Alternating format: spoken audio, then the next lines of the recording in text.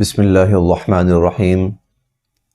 آج 17 رمضان المبارک ہے اور 17 رمضان المبارک زوجہ محترمہ ام المؤمنین سیدہ عائشہ صدیقہ طیبہ طاہرہ مطہرہ عفیفہ کائنات کا یوم وصال ہے۔ 17 رمضان المبارک کو حضرت عائشہ رضی اللہ عنہا اس دار فانی سے دار البقاء کی طرف کوچ فرما گئی۔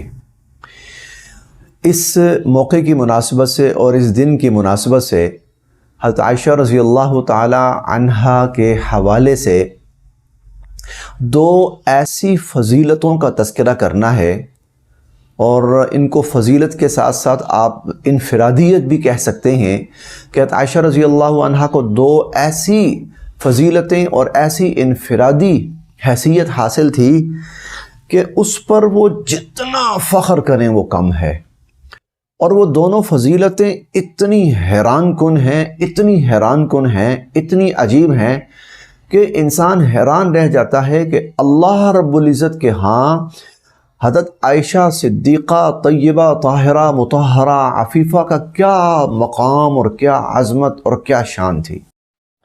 میں ویسے فضائل بہت ہیں ان کے، لیکن میں یہاں صرف دو کا تذکرہ کر رہا ہوں۔ یہ صحیح بخاری اور صحیح مسلم کی روایت ہے۔ حضرت عائشہ رضی اللہ عنہ خود فرماتی ہیں کہ قال علی رسول اللہ صلی اللہ علیہ وسلم، کہ حضور صلی اللہ علیہ وسلم نے مجھے فرمایا، اریتکی فی المنام 3 لیال، 3 راتیں میں نے تجھے خواب میں دیکھا کہ تو لائی گئی ہے میرے پاس۔ کیسے؟ یجیء بک الملک فی سرقۃ من حریر، کہ فرشتہ ریشمی کپڑے کے اندر تمہیں لے کر آیا، ریشمی کپڑے کے اندر تمہیں لے کر آیا، 3 راتیں تمہیں دکھایا گیا، اور فکشفت عن وجہک الثوب، اور جب میں تمہارے چہرے سے کپڑا ہٹاتا تھا، فاذا انت ہی، تو آگے سے تم ہوتی تھی۔ شادی سے پہلے، ابھی شادی نہیں ہوئی تھی، نکاح نہیں ہوا تھا، تو حضور صلی اللہ علیہ وسلم فرماتے ہیں 3 دفعہ جبرائیل فرشتہ تمہیں میرے پاس لے کے آیا کپڑے کے اندر، اور جب میں ہٹاتا تھا تو آگے سے تم ہوتی تھی۔ تو فقلت، تو میں نے اپنے دل میں کہا، ان یکن ھذا من عند اللہ یمضی، اگر اللہ کی یہی تقدیر اور یہی فیصلہ ہے تو یہ ہو کر رہے گا، یہ ہو کر رہے گا۔ یعنی کیا مطلب کہ اگر اللہ رب العزت تمہیں میرے نکاح میں لانے کا فیصلہ فرما چکے ہیں تو پھر تو تم میرے نکاح میں آؤ گی ہی آؤ گی، آ کر رہو گی۔ یہ حضرت عائشہ رضی اللہ عنہا کی اتنی عجیب انفرادیت ہے کہ اللہ رب العزت 3 دفعہ 3 راتوں تک حضور علیہ السلام کو خواب میں اپنی ہونے والی زوجہ محترمہ کی زیارت کرواتے رہے، اور ان کا پورا وجود ان کو دکھاتے رہے۔ ایک انفرادیت۔ دوسری جو خصوصیت ہے اور انفرادیت ہے وہ تو بہت ہی حیران کن ہے۔ اللہ اکبر، کیا حضرت عائشہ اللہ کے ہاں اتنے بلند درجے پر فائز ہیں۔ میں وہ بھی آپ کے سامنے حدیث پڑھتا ہوں، آپ اس حدیث کو بھی سماعت فرمائیے، اور یہ بھی صحیح بخاری اور صحیح مسلم کی روایت ہے۔ کہتی ہیں کہ ان الناس كانوا يتحرون بهداياهم یوم عائشہ، کہ جس دن حضور صلی اللہ علیہ وسلم حضرت عائشہ کے گھر پہ ہوتے تھے نا، یعنی آپ کی باری ہوتی تھی عائشہ کے گھر کی رضی اللہ تعالی عنہا و ارضاہا، تو صحابہ کرام اس دن کا انتظار کرتے تھے، اور جب آپ حضرت عائشہ کے ہاں آتے تھے قیام فرمانے کے لیے، لوگ اس دن تحائف بھیجتے، ہدایہ بھیجتے، کھانے پینے کی چیزیں بھیجتے، اور جو کچھ بھی بھیجتے، یبتغون بذلک مرضات رسول اللہ، اور یہ اس لیے کرتے تھے کہ اس سے حضور صلی اللہ علیہ وسلم راضی اور خوش ہوں گے۔ وقالت، اور وہ کہنے لگی کہ ان نساء رسول اللہ صلی اللہ علیہ وسلم، جو حضور صلی اللہ علیہ وسلم کی جو ازواج مطہرات تھیں نا، انہیں یہ تھوڑی بات کھٹکی کہ بھائی یہ بات عجیب ہے کہ حضور علیہ السلام جب صرف عائشہ کی طرف ہوتے ہیں تو لوگ صرف اس وقت بھیجتے ہیں کھانا پینا ہدیہ تحفہ، تو ہم بھی تو حضور کی ازواج ہیں، ہم بھی تو حضور کی بیویاں ہیں، تو جب حضور ہمارے پاس ہوتے ہیں تو صحابہ تب کیوں نہیں بھیجتے؟ تو لہٰذا اس سلسلے میں حضور علیہ السلام سے بات کرنی چاہیے، صحابہ کرام سے کہیں کہ جہاں حضور ہوں، حضور جہاں ہوں تو ہدیہ اور تحفہ وہاں ہونا چاہیے، اب چاہے ام سلمہ کے ہاں ہوں، اب چاہے وہ حضرت صفیہ کے ہاں ہوں، اب چاہے حضرت سودا کے ہاں ہوں، کہیں بھی ہوں۔ کہتے ہیں کہ حضرت ام سلمہ سے کہا کہ کلمی رسول اللہ صلی اللہ علیہ وسلم، کہ آپ جائیے اور حضور علیہ السلام سے اس حوالے سے بات کیجیے۔ تو وہ کہتی ہیں فکلمت ہو، حضرت ام سلمہ نے حضور علیہ السلام سے بات کی، یہاں تک آپ کے سامنے منظر آ گیا۔ صحابہ صرف ہدیہ اس وقت بھیجتے ہیں جب حضور حضرت عائشہ کے ہاں ہیں، باقی ازواج کے ہاں نہیں ہیں۔ حضرت ام سلمہ یہ بات لے کر حضور کے پاس آتی ہیں کہ لوگوں کو سمجھائیں۔ جواب سنیے، حضور علیہ السلام کا جواب سنیے، ضرور سنیے۔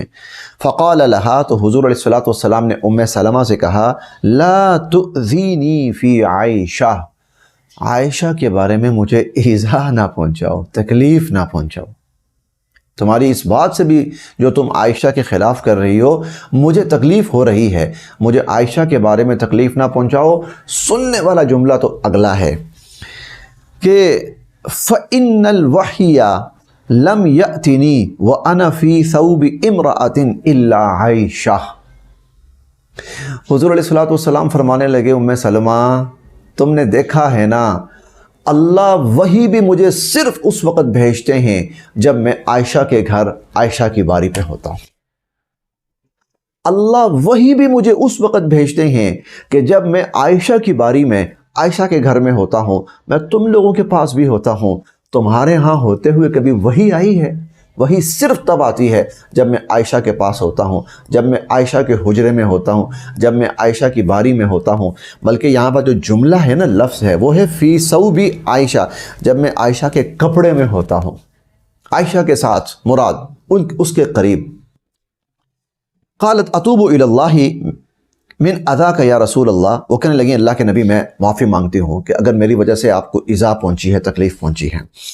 ثم انہن دعون فاطمہ فارسلنا الی رسول اللہ۔ اچھا، اس کے بعد انہوں نے ازواج مطہرات نے حضرت فاطمہ، حضور علیہ السلام کی صاحبزادی، جگر کا ٹکڑا اور سیدۃ نساء اہل الجنہ، خاتون جنت، ان سے کہا کہ آپ جا کر یہ بات حضور علیہ السلام سے کہیں، شاید آپ کی بات حضور نہ ٹالیں، ظاہر ہے لاڈلی بیٹی ہے۔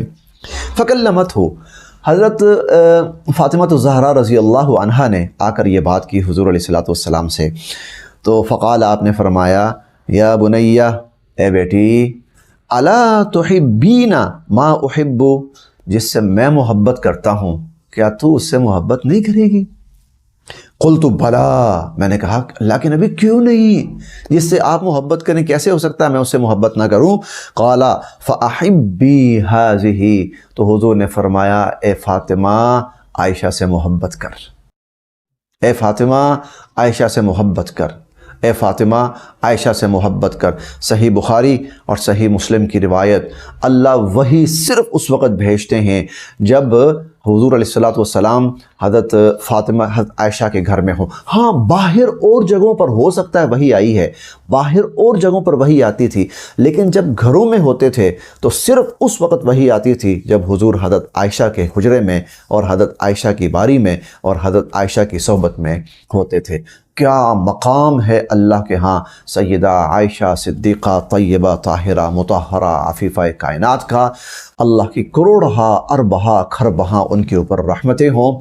اور آج چونکہ 17 رمضان ہے، اسی مناسبت سے یہ چند کلمات اپنی مغفرت کے ارادے اور نیت سے عرض کیے ہیں۔ اللہ پاک ہم سب کو ایمان کامل اور عقیدہ اور فکر کامل اور صحیح فکر نصیب فرمائے۔